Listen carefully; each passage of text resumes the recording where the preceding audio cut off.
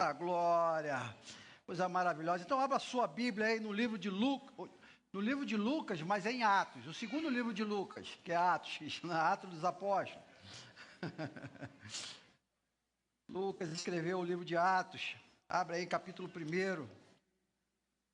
Nós estamos tentando dar aqui uma continuidade cronológica na história de Jesus durante esses dias, porque a igreja cristã, de uma forma geral, ela costuma trazer a ênfase para o Natal, né? Celebramos ali a cantata de Natal e demos a ênfase também para a Páscoa. A igreja, de uma forma geral, essas duas datas elas são programadas e sempre reverenciadas e cultuadas. Só que nós temos no nosso calendário cristão outras datas muito importantes que, em regra, nós como igreja, às vezes deixamos passa desapercebido. Como, por exemplo, uma data que aconteceu agora, dia 29 de maio. Alguém sabe o que aconteceu dia 29 de maio no calendário cristão? A ascensão do Senhor Jesus. 40 dias depois da sua ressurreição, que nosso calendário ele não segue exatamente o calendário judaico, o calendário lunar, mas 40 dias depois da ressurreição vem a ascensão de Jesus. E nós vamos falar hoje aqui sobre esse momento tão significativo para a história da igreja e do cristianismo, a ascensão de Cristo, quando Jesus sobe aos céus e encerra aqui a sua caminhada. Isso está no primeiro livro, no livro de Atos, primeiro capítulo. Você que abriu a sua Bíblia, você que trouxe a sua Bíblia, você que é crente, que carrega a Bíblia. Eu sou de um tempo, meu irmão, que crente carregava a Bíblia debaixo do braço, né? Até que hoje tem um celular e um smartphone, tá tudo bem, vou quebrar teu galho. Mas crente, abra sua Bíblia aí, seu smartphone, seu celular, em Atos capítulo 1, versículos de 1 a 11. Quem achou, diga amém. Quem não achou, olha para o telão aqui que a gente vai transmitir aqui no telão aí, ó. Vê se domingo que vem você traz a Bíblia, viu, gente?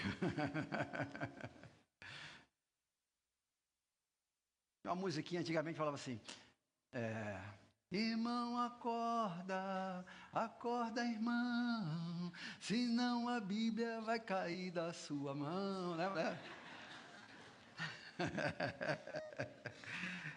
Muito bem, parabenizar aqui os novos membros, 7 novos membros. Deus seja louvado pela vida de vocês, viu, gente? Que alegria. Isso é igreja que prossegue, igreja que vai para frente, igreja que batiza, igreja que celebra. Isso é a igreja do Senhor Jesus Cristo. Atos capítulo 1, versículo 1 diz assim: escrevi o primeiro livro, ó Teófilo, relatando todas as coisas que Jesus começou a fazer e ensinar, até o dia em que foi levado às alturas, depois de haver dado mandamentos por meio do Espírito Santo aos apóstolos que tinha escolhido.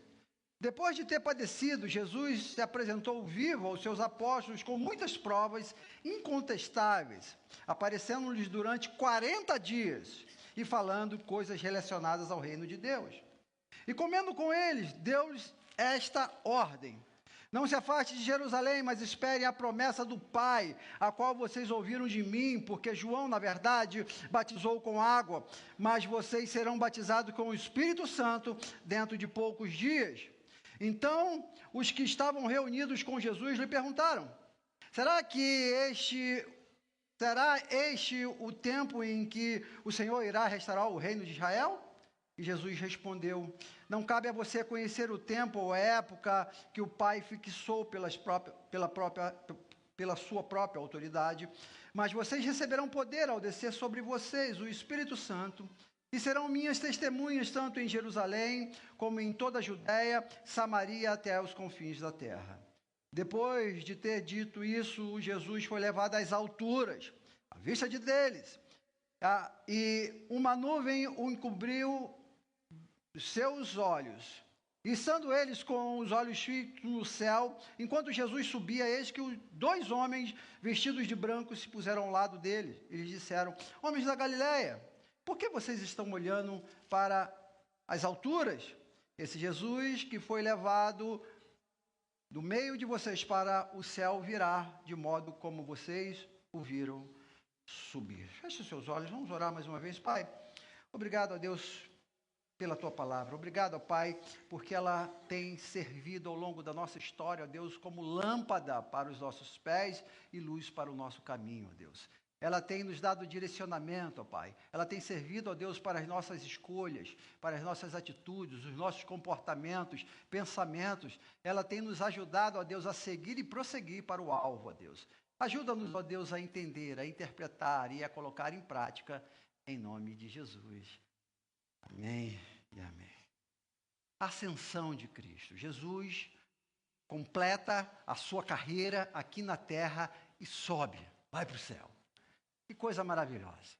Esse texto vai nos mostrar como isso acontece. E eu queria pensar com vocês aqui rapidamente, esses breves minutos que nos resta desse culto, diante dessa doutrina tão importante da igreja e que por vezes fica perdida diante das nossas liturgias, diante dos nossos cultos. Falamos de Páscoa, falamos da ressurreição, falamos do Natal, mas esquecemos da ascensão de Cristo. Tão importante. Aqui nesse texto nós vamos ver coisas maravilhosas que servem como fundamento da nossa fé. Primeira coisa que eu queria pensar com vocês, ensinamentos da ascensão de Cristo, que Jesus vai ao céu, sobe aos céus, volta à casa do Pai. É que esse texto nos mostra dos versículos de 1 ao 3, que a ascensão de Jesus, ela quer nos mostrar, dentro de outras coisas, que Jesus ele esteve na terra, ele cumpriu o seu propósito, ele venceu todas as etapas que já era prevista através do Antigo Testamento, que foram escritas, reveladas por meio dos profetas acerca do Messias. Jesus veio em carne, encarnou, tornou-se homem, viveu entre nós, vimos a sua glória, a glória é através do único Filho de Deus, cheio de graça, cheio de verdade, a vida estava nele e esta vida era a luz dos homens, amém, irmão? Ele veio para fazer isso. Jesus veio para nos mostrar aquilo que o texto aqui, que Lucas revela por meio da sua carta a Teófilo. Ele diz aqui que Jesus começou a fazer e a ensinar. Diz o texto. Que coisa maravilhosa. Igrejas, pais, educadores, líderes, patrão, você que é chefe no seu departamento, você que orienta, você que é pai, que tem filhos, a gente que tem uma missão aqui nessa terra. Esses dois verbos aqui, eles devem fazer parte do nosso entendimento para que a nossa vida possa fluir de maneira como a de Jesus fluiu, e ele terminar a sua missão aqui, sabendo que a sua missão foi concluída com sucesso. Por quê? Ele fez e ele ensinou. Escrevi o primeiro livro, o Teófilo, ele está falando aqui de Lucas, né? O livro de Lucas, o Evangelho de Lucas, relatando todas as coisas que Jesus começou a fazer e a ensinar. Eu queria deixar aqui esse destaque. Você que está em casa, você que veio aqui hoje assistir esse batismo, participar desse culto, dois verbos tão importantes, que às vezes se perde diante da nossa caminhada cristã, diante do nosso dia a dia e dos desafios que se apresentam para nós como seres humanos. Tem pessoas que são ótimas em ensinar. Teoria é a palavra-chave. Um conhecimento maravilhoso, e ainda mais nos tempos em que nós vivemos, em que você tem conhecimento na palma da sua mão. As pessoas estão aptas a ensinar cada vez mais. Não somente hoje, mas em todas as histórias. Mas Jesus, ele não veio somente ensinar, mas ele veio cumprir, ele veio fazer. Quando Jesus nos ensina sobre perdão, ele viveu o perdão. Na própria cruz, ele olha para aqueles que estavam ali o matando, e ele diz: Pai, perdoa-os, porque eles não sabem o que fazem. Jesus não se preocupou apenas em passar uma teoria cristã, uma nova filosofia, ou quem sabe uma nova religião, mas ele veio viver a prática. Talvez esse seja um dos grandes desafios para o cristianismo moderno.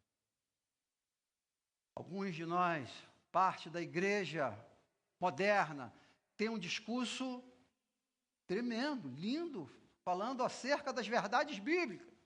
Pessoas conhecem a Bíblia de Gênesis e Apocalipse, ensinam o que é uma beleza, ótimos professores, pastores.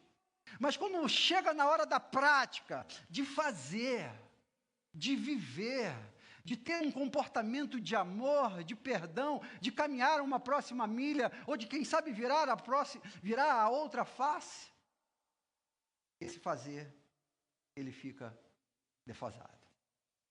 Primeira coisa que eu queria destacar com vocês, que Jesus, ele nos ensina por meio desse texto aqui, através da ascensão, que ele cumpriu a missão que ele recebeu do Pai. Jesus veio para nos ensinar, e nos ensinar fazendo. Igreja do Senhor Jesus Cristo, esse é o nosso desafio. Esse é o nosso desafio de viver aquilo que a Bíblia nos orienta. Viver mesmo, o que está escrito aqui. Um dos grandes homens do século passado, chamado Mahatma Gandhi, ele resolveu, por meio do seu conhecimento, a seguir uma linha um pouco diferente da nossa, cristã. Mas Gandhi, ele, de bobo, não tinha nada. Gandhi, ele olha para os ensinamentos de Cristo e vê que na história de Jesus havia coisas muito interessantes. E ele falou assim, eu vou fazer isso que Jesus ensinou. E ele adota um comportamento da não violência. Você conhece a história e sabe perfeitamente na sua luta. E Gandhi não se torna um cristão, mas ele tem comportamentos, alguns comportamentos que revelam um seguidor de Cristo. E olha, interessante pensar que esses dias eu estava lendo sobre a sua biografia e uma mãe chegou uma vez para Gandhi e falou assim, Gandhi, o meu filho está comendo muito açúcar, pastor Flávio. Uhum. E aí, fale para o meu filho, Gandhi, por favor, para que ele pare de comer açúcar, Robinho. E Gandhi olha para o menino e falou assim para a mãe do menino, falou assim, olha, vou fazer o seguinte, mande ele voltar daqui uma semana.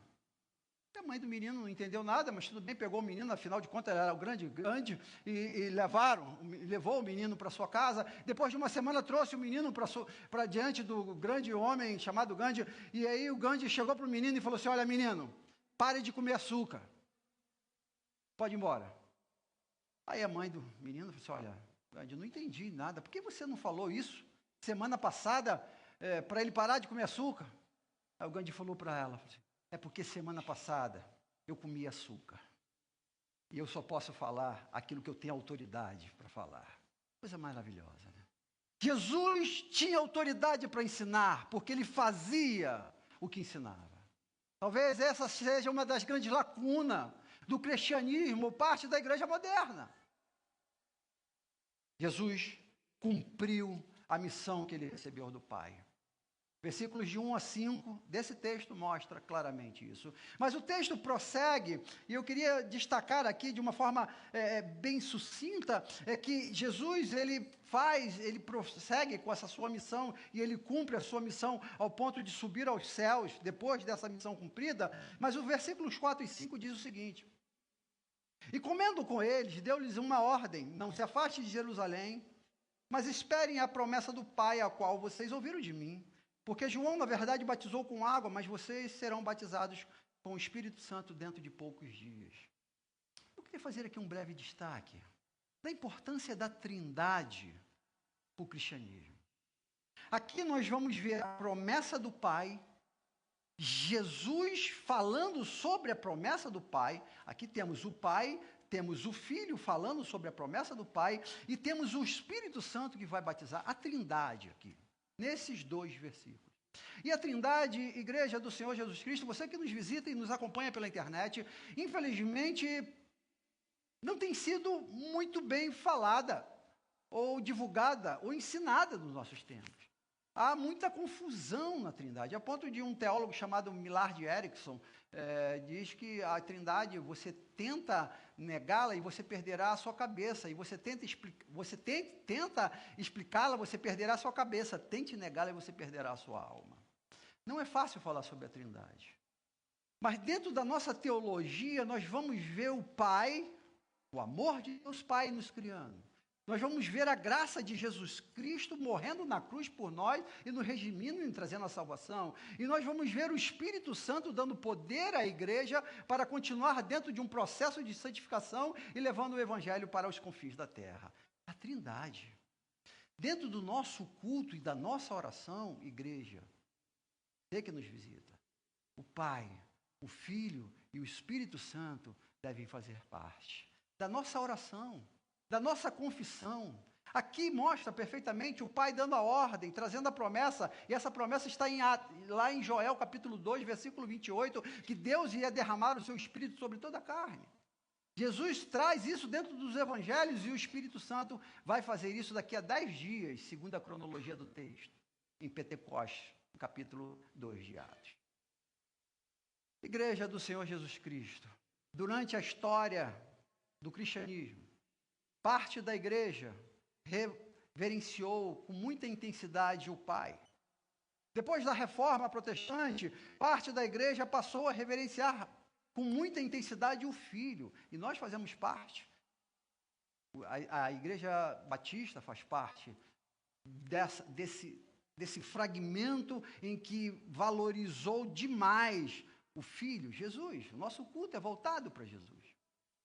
Depois da chegada nos últimos tempos, agora sobretudo nesse último século, entrou a Igreja Pentecostal e a Neopentecostal valorizando a pessoa do Espírito Santo. E nisso nós vemos um culto fragmentado, onde a nossa adoração deve ser a esse Deus Trino, ao Pai, ao Filho e ao Espírito Santo. Amém, irmãos? É o nome deles que nós batizamos agora há pouco. Na sua oração, ore ao Pai, interceda junto ao Pai, por meio de Jesus Cristo, no poder da santificação do Espírito Santo.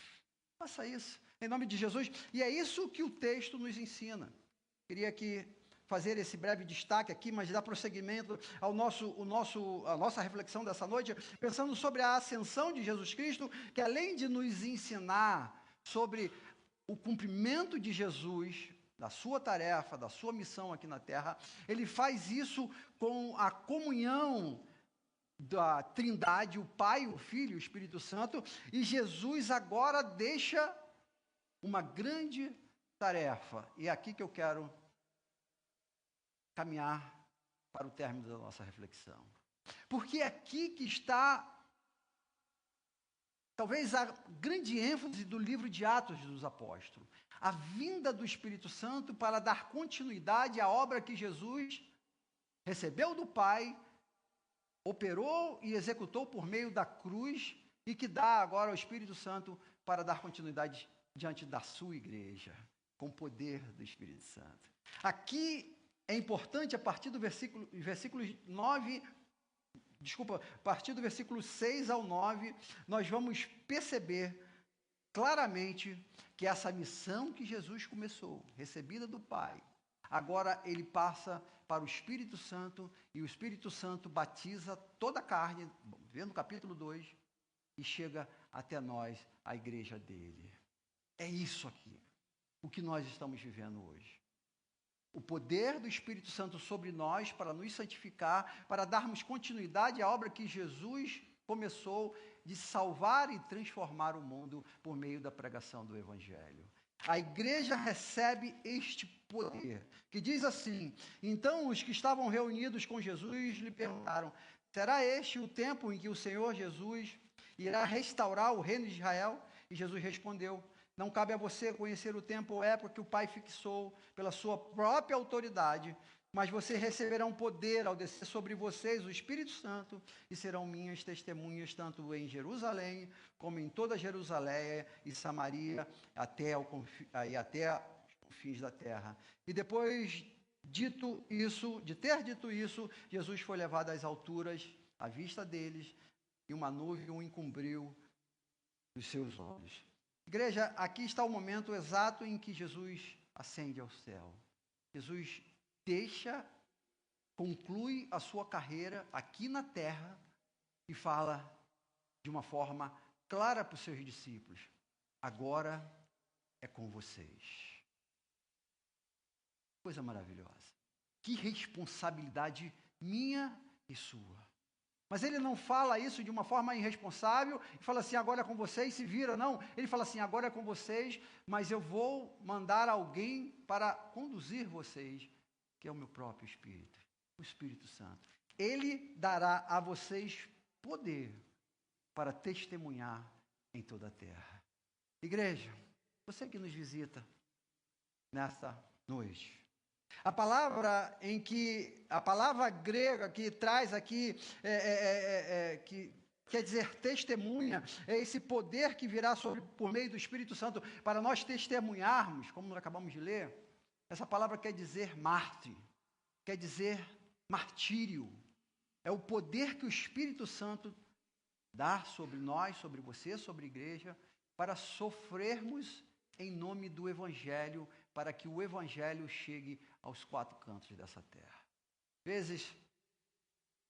Por vezes, temos visto uma interpretação do poder do Espírito Santo na vida da igreja para fazer grandes eventos, grandes curas, algo sobrenatural. Mas o que o texto está dizendo é poder para testemunhar, para falar de Jesus e para fazer discípulos, como vimos aqui nessa noite. E isso inclui um alto preço, o martírio, como muitos irmãos nossos morreram e entregaram a sua vida para que o Evangelho pudesse chegar até nós. Bem diferente do Evangelho que nós temos visto hoje. O Evangelho da facilidade, o Evangelho da casa, da mansão no lago, o Evangelho da prosperidade. O texto vai dizer aqui que é um Evangelho de luta. Um Evangelho que vai fazer com que Jesus seja conhecido em todos os cantos. Essa é a missão. Foi para isso que Jesus subiu. Para que a igreja, eu e você, pudéssemos dar continuidade. Porque se ele continuasse aqui, muito provavelmente estaríamos aí na dependência dele. Jesus, vamos lá. Jesus, faça isso. Jesus, faça aquilo. E Jesus fala assim, não, cara. Apóstolos, discípulos, agora é com vocês e o Espírito Santo. Deus te trouxe aqui nessa noite, para você ver tudo isso que você viu aqui, para dizer que isso é uma obra do Espírito Santo por meio da igreja, que luta, que prega, que vive, que ensina e que tem um comportamento de Cristo. Amém, igreja? Mas eu quero encerrar. Convidar aqui a equipe de louvor para estar aqui à frente. Que além de mostrar esse texto, que na ascensão de Cristo nós aprendemos que ele encerrou a sua obra aqui na terra. E ao encerrar a sua obra na terra, ele passa essa missão para nós, igreja.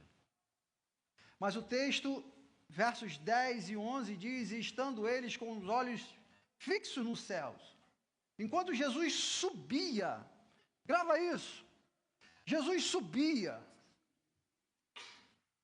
Eis que dois homens vestidos de branco se puseram ao lado deles e lhe disseram, homens da Galiléia, por que vocês estão olhando para as alturas? Este Jesus que foi levado no meio de vocês para o céu, virá de modo como vocês viram subir. Eu queria encerrar aqui com três destaques desse texto. Primeiro destaque, Jesus subia. Jesus voltou aos céus. Igreja contemporânea. Você que veio aqui e está nos visitando nessa noite, e por mais estranho que isso possa parecer, o céu existe. Amém, irmãos? Amém. O céu existe e ele está preparado para todos aqueles que um dia se arrependeram dos seus pecados e aceitaram Jesus Cristo como seu único e suficiente Salvador. O céu é uma realidade. Jesus subiu à vista de todos eles. Eles viram Jesus subindo. Por mais que essa nossa cultura quer tirar o céu e o inferno, quer dizer que nada disso existe, o céu existe. Creia que o céu existe, querida. Creia. A igreja contemporânea perdeu o olhar do céu. Nós estamos com o olhar na terra. Nós estamos buscando as coisas da terra. Nós estamos buscando prosperidade, casa, carros, ouro. A igreja perdeu, parte da igreja perdeu a visão de que um dia nós vamos para o céu. Aleluia! É Esse é o nosso grande prêmio, a certeza da ascensão de Cristo, que um dia nós vamos morar no céu. Creia nisso, querido. Mas o texto nos mostra outra coisa. Os anjos aparecem ali e falam assim: por que vocês estão olhando para o céu? Igreja, agora é com vocês. Viva aqui na terra o chamado que Jesus começou. Tem uma outra parte da igreja vivendo um outro extremo, com a sua cabeça tanto no céu, olhando todo para o céu, e está esquecendo dos seus vizinhos. Está esquecendo da obra missionária. Está esquecendo que parte do mundo... Ontem essa igreja foi evangelizada aqui na Ceilândia, na Cracolândia. Eu não sei se quantos aqui já tiveram a oportunidade de ir lá e de conhecer. O pastor Marcos esteve lá. Foi lá e pregou para algumas jovens. Ele deu um testemunho aqui hoje. Uma delas falou ali no meu gabinete, elas não conhecia Jesus. Parte da igreja está vivendo com uma cabeça tão no céu que está esquecendo de pregar o evangelho. Tem pessoas do lado da sua casa que não conhecem Jesus Cristo. E o anjo fala assim: por que vocês estão olhando tanto para cima? Olhe para o lado. Tem pessoas que não conhecem a mensagem salvadora de Jesus Cristo. Essa é a segunda coisa que esses versículos nos mostram. Mas o terceiro, e eu queria encerrar com ele. Esse terceiro aqui é maravilhoso.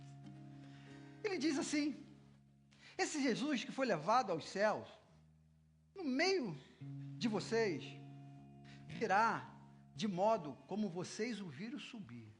Ou seja, como vocês viram subir, vocês verão descer para buscar a sua igreja. Jesus voltará. Isso é maravilhoso. A igreja esqueceu, parte da igreja esqueceu que Jesus vai voltar. Jesus vai voltar. Igreja, Jesus vai voltar. E a palavra de Deus nos ensina que Ele vai voltar, a sétima trombeta vai tocar, o céu vai abrir, as nuvens Ele vai descer e vai nos arrebatar, vai arrebatar a igreja e nós vamos subir com Ele, cantando aleluia. É isso que o texto mostra. Assim como vocês viram subir, vocês verão descer.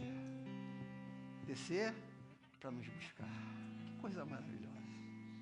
É por isso que nós temos que pregar o Evangelho. Que nós queremos ver o nosso vizinho subir para o céu também, gente. Igreja, alguns dias atrás eu perdi minha mãezinha. Momentos difíceis. Luto, e eu confesso que ainda está aqui. Mas tem uma coisa que nos consola. Diante de uma cena tão difícil, é saber que uma hora Jesus vai vir me buscar também. Assim como ele buscou minha mãe, Robinho. Quinta-feira. Eu disse: Dona Maria, vem pra cá. Chega. Nada, tipo, tá sofrendo. Mas vem pra cá. E ele levou.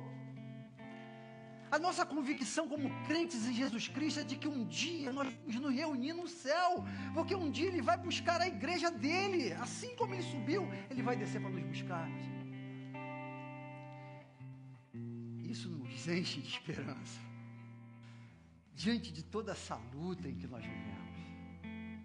É esse, ou esta, é a mensagem do Evangelho. Tudo isso aqui vai passar um dia. Uma hora, um momento em que ninguém sabe. Os discípulos aqui queriam saber qual foi a data que o Pai fixou. Ele falou: olha, não esquenta a cabeça com isso não. Uma hora vai acontecer. Esteja preparado, porque uma hora a sétima trombeta vai tocar. E Jesus vai voltar, a igreja vai subir. Aqueles que estiveram preparados vão subir para viver eternamente ao lado do Pai. E vai ser lindo, porque João nos diz lá em Apocalipse que nós vamos andar em ruas de ouro. Aleluia. Creia nisso. Creia nisso, porque isso é real. Eu queria te convidar a fechar os seus olhos. Você que, quem sabe, entrou aqui pela primeira vez e está achando tudo isso, quem sabe, estranho para a cultura moderna. Falar de céu, falar de que Jesus vai voltar. É uma promessa que ele fez. E assim como ele cumpriu todas as promessas do Antigo Testamento, foi o primeiro ponto que nós vimos aqui. Ele vai cumprir todas as suas promessas que ele fez. É a promessa, a última promessa. É a promessa do Maranata. Ora vem Jesus.